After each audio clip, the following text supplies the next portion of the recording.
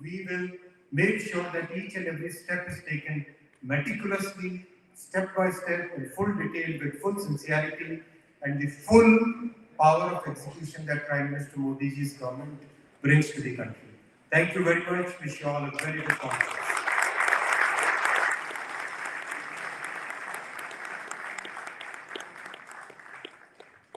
Well, ladies and gentlemen, please remember the candid feedback. We need to be ourselves. We need to be realistic. That's been a great call given by the Honorable Minister. Let's give a huge round of applause to Shri Narendra. Thank you, sir, for your Well, the three-day conference has been carefully curated and conceived with topics related to the industry in terms of making India semiconductor mission successful. There are several sessions about various topics, the emerging semiconductor startups, semiconductor demand drivers. These are the sessions which we are going to be present today. And tomorrow, semiconductor manufacturing session, the compound semiconductor, at the same time ATM display manufacturing, and so on. Well, ladies and gentlemen, the time has come. It's indeed a matter of great pride, privilege, and of course an honor to have the Honorable Prime Minister of India, Shri Narendra Modiji, addressing all of us in just a bit. Let's give a round of applause and welcome the Honorable Prime Minister of India, Shri Narendra Modiji.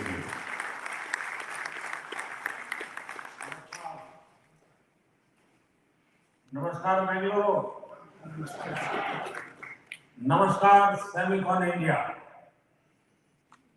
My colleagues from the Council of Ministers, leaders of the electronics and semiconductor industry, investors, academics, members of diplomatic corps, and friends.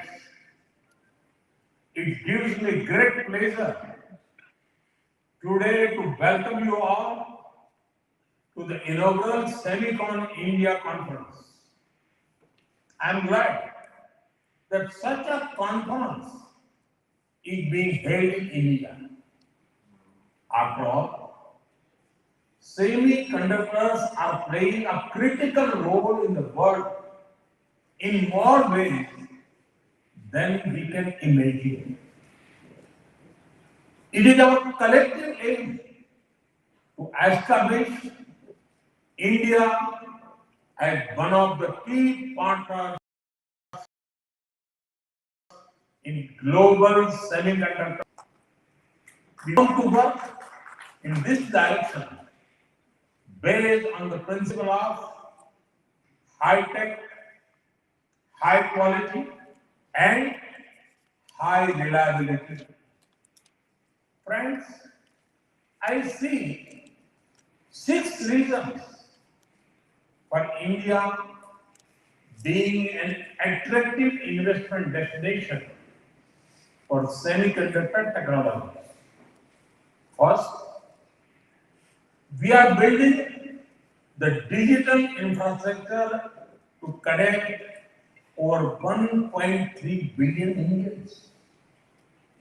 You have all heard of India's financial inclusion, banking, and digital payment revolution. UPI is the world's most efficient payment infrastructure today.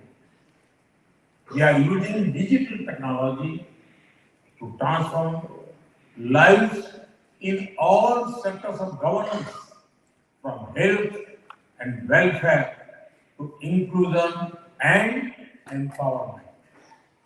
We are one of the largest consumers of data per capita, and we continue to grow. Second, we are paving the way for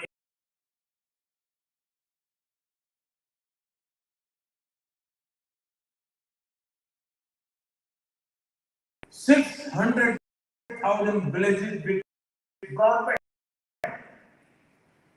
We are investing in capacity in 5G, IoT, and clean energy technologies. we are working to unleash the next wave of innovation in data, AI, and other technologies.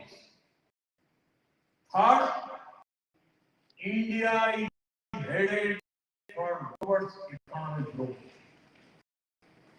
We have the world's fastest growing. New unicorns are every few weeks.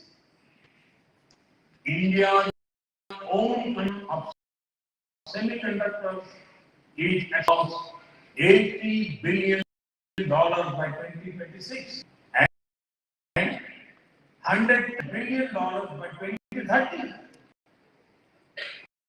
Fourth, we is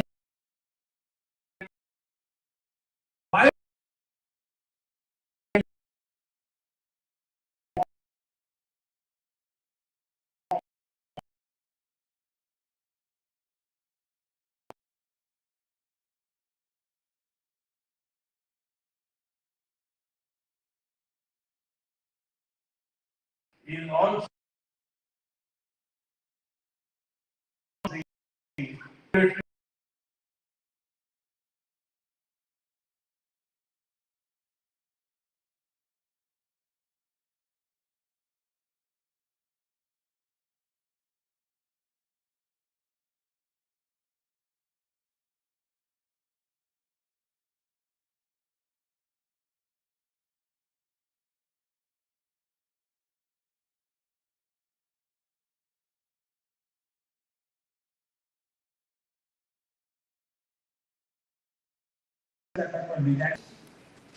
almost all of the top 25 semiconductor design companies have the design and R&D centers in our country.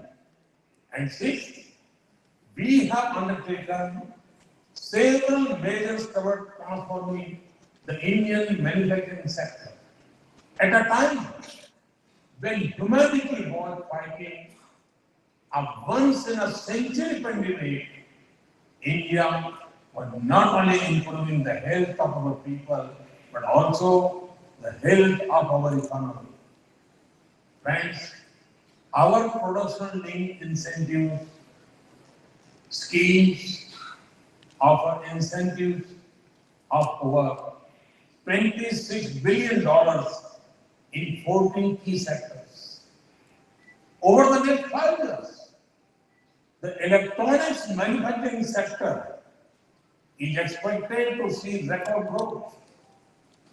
We recently announced Semicon India program with a total outlay of over $10 billion.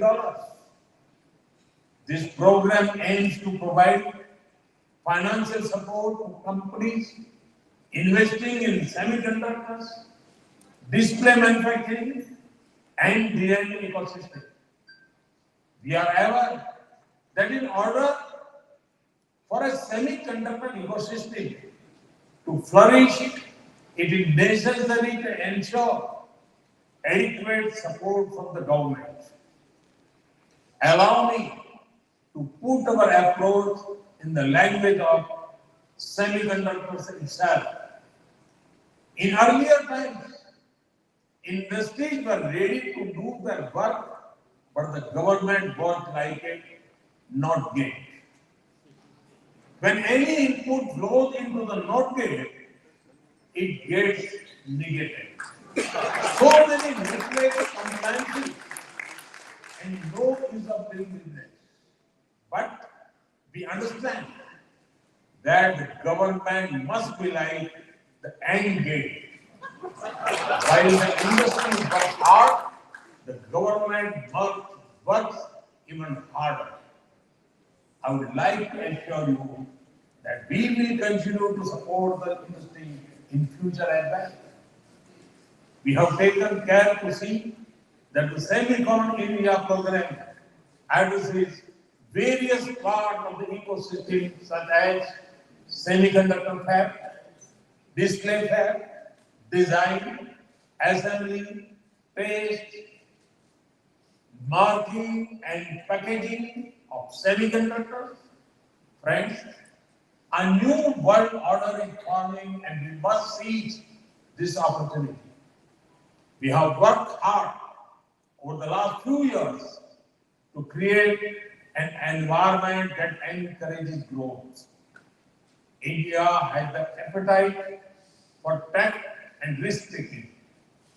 We have put the odds in your favor as far as possible through a supportive policy environment. We have shown that India means business. Now it is over to you. Friends, I look forward to practical suggestions from all of you about how we can move towards an India that is hub for semiconductor for the world in the coming years. Through this conference, we aim to engage with domain experts. We will work with stakeholders to understand what more can be done to build a vibrant semiconductor ecosystem. I'm confident that this conference will have rich deliberations which will help steer India into a new future. Thank you. Thank you very much.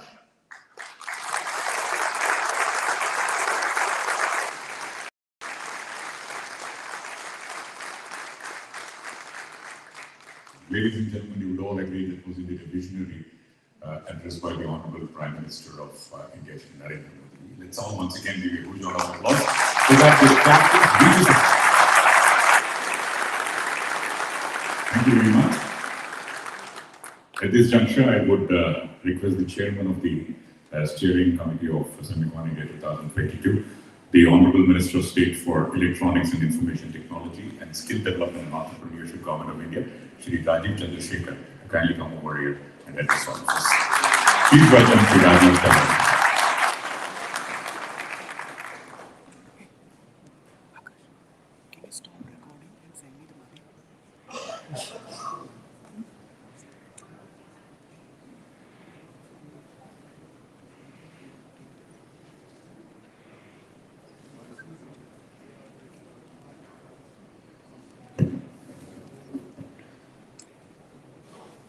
Good morning, Ellarigu Namaskara, and for all of those who have come from outside Bengaluru, welcome to my hometown, my home, my uru, my city, and enjoy this. And I request you not to stay too long, to leave after those 3 days because we have challenges in the city of traffic and so on and so forth. Anyway, that was just a break, small attempted humor. My colleague and Minister Ashwini Vaishnavi, my friends, members of Parliament, PC Mohan, Tejasvi Surya, and of course the legend Vindham.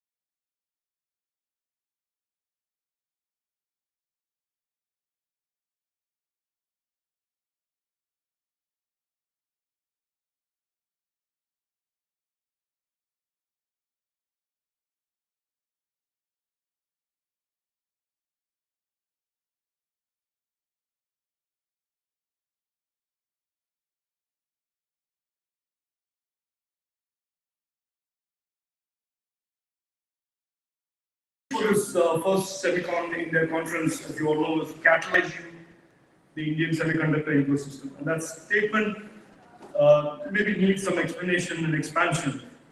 And let me, in a few minutes that I have, lay out for your consideration and thought what this India's ambition means and what our Honorable Prime Minister's vision points to. Firstly, a little bit of a backstory. I think we'll all accept and recognize and acknowledge that we are all emerging from the worst ever black swan type event that has been forced on the world in modern history. Every country and all the people all over the world had to deal with this COVID pandemic. Lives, livelihoods, and economies were battered by this unknown virus, and every nation has found themselves operating blind or flying blind, and in the aviator parlance, it's flying VFR and an IFR weather, as every pilot calls it. And every nation has traveled through these 2 years differently and emerged, in my opinion, very differently. I don't want to comment on other nations, those who are still struggling with lockdowns and shutting down large cities, those who are struggling with vaccinations. I don't want to comment on which those countries are, but you know who I refer to. But I will simply put this to you, that India has emerged from these last 2 years a very different and much stronger nation. We, in the first quarter of the pandemic, had to lock down, had to deal with very severe economic consequences of that lockdown. And for that year, had to deal with almost 150 to 200 billion dollars of economic losses. While for large major economies in the West and maybe other countries, a $200 billion economic loss is not a big thing. For India, a growth economy, a $200 billion economic loss is a significant issue, not just in terms of the number it represents, but also in terms of what it does to the trajectory of growth. Despite that, and despite the ominous, all-pervading nature of the pandemic, India in these 2 years has shrugged off that economic loss, is today the world's fastest growing economy, and has demonstrated during these 2 years the things that it can do at scale.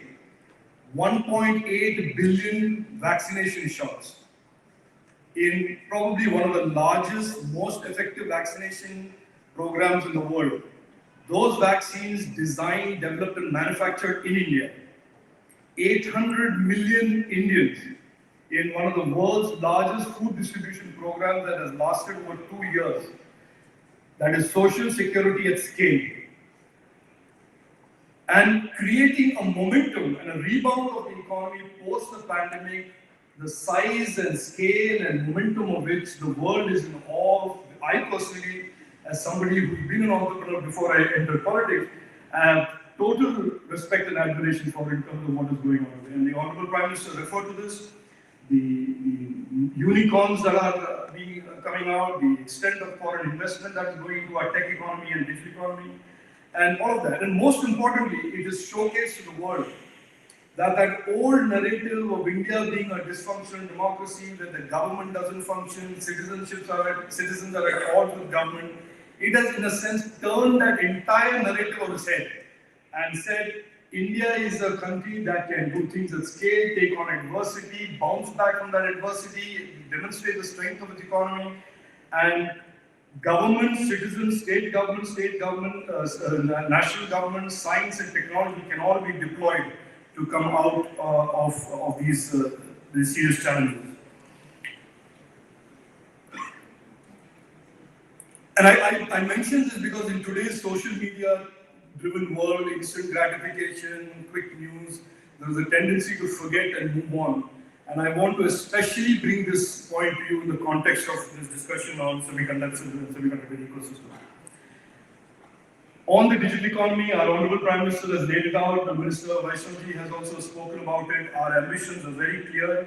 And you are all aware that in this post-COVID world, the acceleration in terms of the digitization of the world's enterprises, consumers, and governments are at an unprecedented pace. You can see that tech economy in India has grown last year 16+% on a base of 250 billion.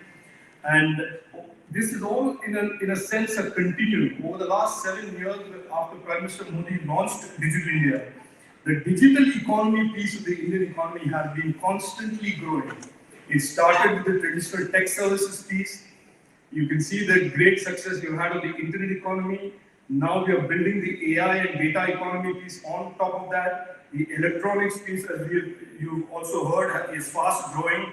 And as a natural progression, we are now moving into catalyzing the semiconductor ecosystem.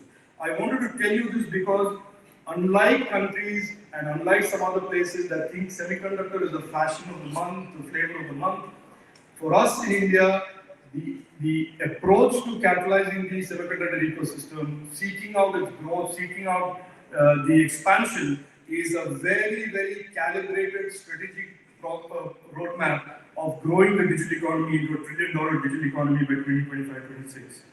The Prime Minister has referred to this as the India's decade, next 10 years.